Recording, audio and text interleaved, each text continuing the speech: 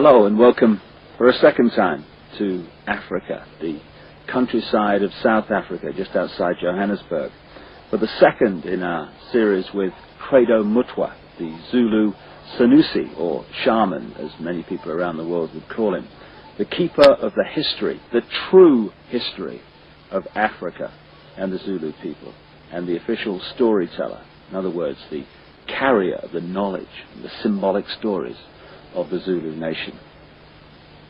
He is, without any question in my mind whatsoever, the most remarkable, astonishing man it's been my honor to meet. And to share his incredible knowledge has been a time that I personally will never forget. In the first of these videos, we discussed with Credo the story of the Chitahuli, the reptilian extraterrestrial race from another world that came to the earth in the far ancient world, that brought advanced knowledge which built many of the, according to conventional history, unexplainable, magnificent structures all across the world, thousands and thousands of years old, and also interbred with humanity, creating hybrid crossbreed bloodlines. These bloodlines, as my own research for books like The Biggest Secret and Credo's immense knowledge of the African history, which he's gathered in his nearly 80 years of traveling this vast and amazing continent, both correlate the same story, remarkably, that this Chitahuli, this reptilian race, interbred with humanity, and the bloodlines became the almost demigods, the royal ruling lines of the ancient world, particularly in the ancient Near and Middle East, which were the middlemen, if you like, between the extraterrestrial gods to which people were literally sacrificed, and the people in general. And as the genealogical research is showing, these crossbreed bloodlines, the Nephilim, as the Old Testament of the Bible calls them, the result of the interbreeding between the sons of God, as the Bible calls them, the sons of the gods in the true translation, and earth women, the marriage, the bringing together of the sons of God and the daughters of men. This Nephilim crossbreed race, as the genealogy has shown, came out of that area and into Europe to become the aristocracy and the royal families of Europe, and then through the British Empire became the ruling bloodlines of most of the world. In fact, today, almost all of the world. Like the 42 presidents out of the hundreds of millions of people who have been Americans since the Declaration of Independence in 1776, 42 have become president. They're all related. What? And they go back to these ruling aristocratic families, which eventually go back to the crossbreed, interrelationship, intercourse between the Chitahuli, the Anunnaki, as some accounts call them, and human beings. And it's the British Empire that we're going to talk about now in its relationship to taking over the planet in a way that today is now global. The British Empire became the British Empire because this network of bloodlines, which had become known as the Illuminati, centered itself in London at operational level, particularly after the arrival from Holland of William of Orange, who became King of England in 1689. And from that time, he signed the charter that created the Bank of England, and the banking system as we know it started to expand and emerge. But from that time, the British Empire and the other European empires came into being, and they took the planet over.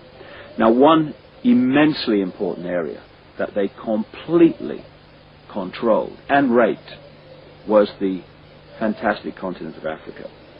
And to look at how Africa was taken over by this Illuminati, Chitahuli, reptilian crossbreeds, and indeed the reptilian race itself that's behind it all, is to see how the world has been taken over, the methods used, the way it was done, the manipulations. And what we're going to talk to Credo about now, among many other things, is the way that the continent of Africa was hijacked by the Illuminati. And I asked him first to tell me the story of how this great continent was taken over. So, there are mysteries in this world that we as thinking human beings must look into. And one of these mysteries is this. There is overwhelming evidence of the fact that before Africa was actually colonized by the white people from Europe, it was first prepared by strange people for this colonization. When the first Portuguese ships started sailing around the Cape of Good Hope, strange beings appeared amongst our people, strange human-like creatures, usually creatures of great height, abnormally tall, human-like beings, some of them with only 1 foot, appeared amongst our people, and they started doing things there which made it easier for the colonialists to invade us and to conquer us. What were they like in terms of their colour and skin, Credo? Say, we do not know, but there are those who described them as very, very white, chalk white in appearance. This went on for so often that it became traditional to our people to represent these beings with white chalk. You found masks amongst our mask makers which were smeared entirely in white chalk to represent these creatures. These creatures were usually about 8 feet tall, very, very slender, and they used to wear robes made of the tanned hides of certain type of antelope, usually the intensely black sable antelope. What name did the people give to them?